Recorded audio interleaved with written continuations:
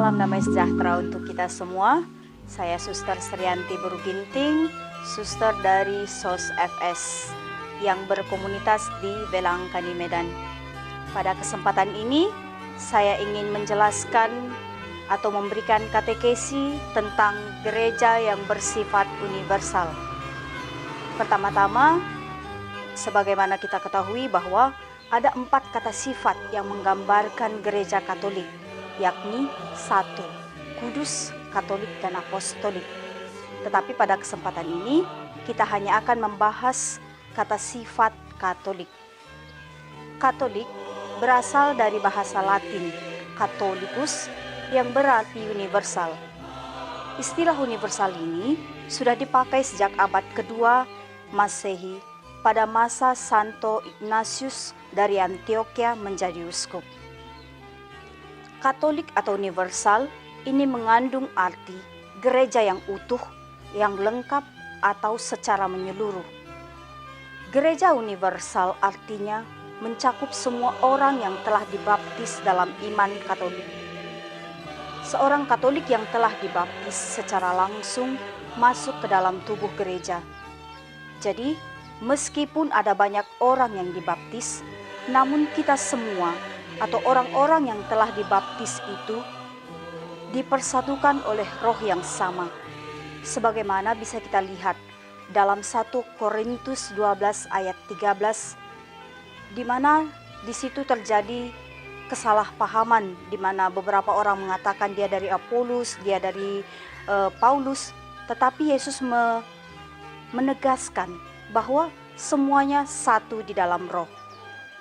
Mereka yang telah dibaptis secara Katolik menerima satu iman, satu ajaran moral, dan juga satu ajaran liturgi yang sama dimanapun mereka berada. Gereja adalah universal atau Katolik karena ia dikirim ke seluruh dunia untuk mewartakan Injil kepada semua makhluk. Sebagaimana tertulis dalam Markus 16 ayat 15, "Pergilah ke seluruh dunia, wartakanlah Injil." Gereja dikirim kepada semua orang, semua budaya, suku, dan golongan. Kekatolikan sebuah gereja berarti kekayaan yang beraneka ragam. Gereja Katolik adalah gereja yang terbuka untuk semua suku, semua budaya, dan semua golongan. Jadi meskipun kita berbeda-beda, tetapi tetap satu dalam roh yang sama. Nah, berdasarkan ini semua, kita bisa melihat bahwa inti dari ajaran kekatolikan gereja mempunyai dasar-dasar yang sangat kuat dalam Alkitab, di mana menurut Alkitab Allah sendiri adalah realitas yang mencakup semuanya, yang keilahiannya secara penuh berada dalam diri Yesus Kristus untuk mendamaikan semua dengan dirinya. Lalu kemudian setelah Yesus Kristus mendamaikan semuanya, dia membawa semuanya ke dalam satu kesatuan. Jadi lewat kekuatan Roh Kudus, kita dipersatukan dalam satu kesatuan, sehingga gereja merupakan kepenuhan Yesus Kristus. Jadi gereja Katolik atau gereja yang universal berarti gereja yang mewartakan seluruh iman dan seluruh keselamatan kepada semua umat manusia secara utuh.